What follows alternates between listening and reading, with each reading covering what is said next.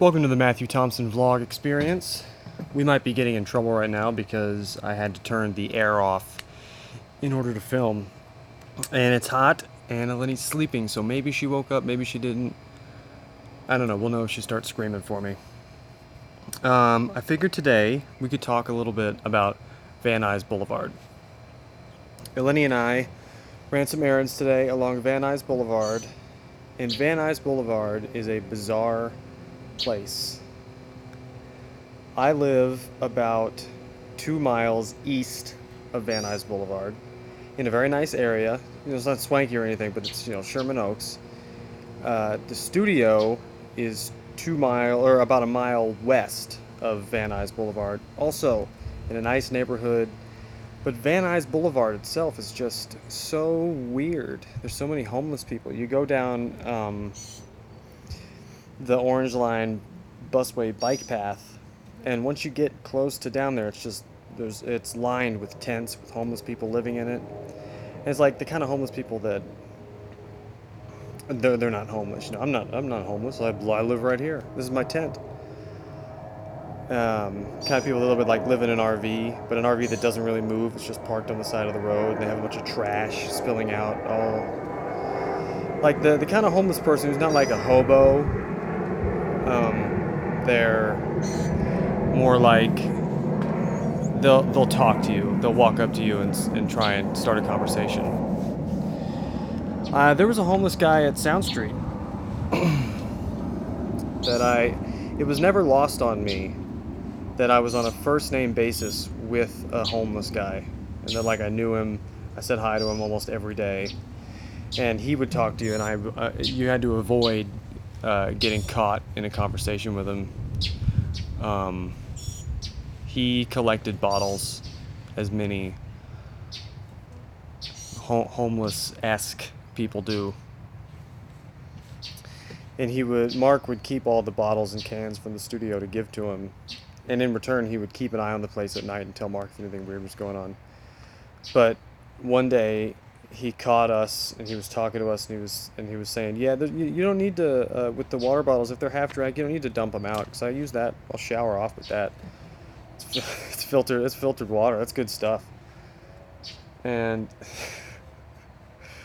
and he also told us about this big stick that he has to keep him safe.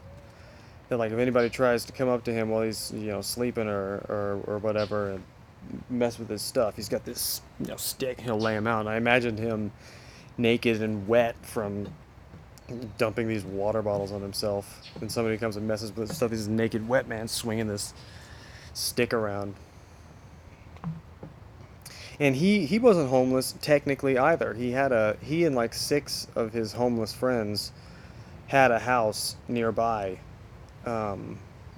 but he said that he a lot of times just wouldn't sleep in there because he'd go home and the place was rocking and they all had their hookers in there, and these hookers are Reseda street hookers, not like classy prostitutes. And he said if they were doing all that, he'd just curl up on the side of the house and sleep outside.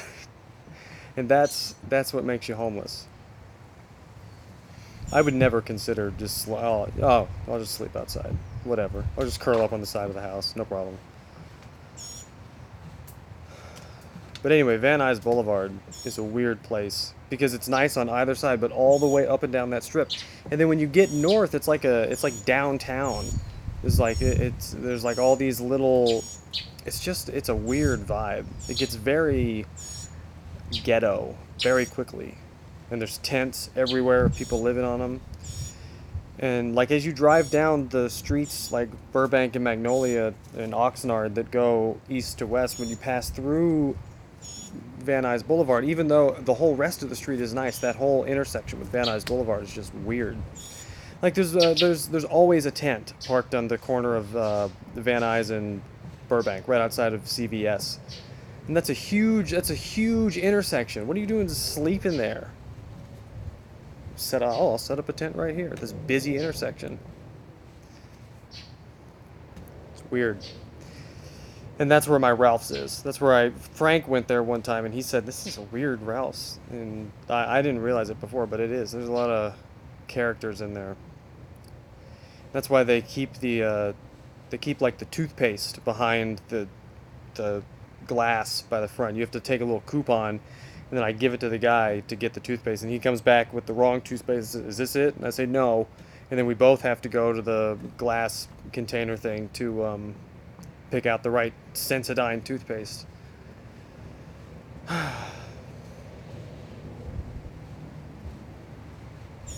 The homeless guy at Sound Street, he was a nice guy though.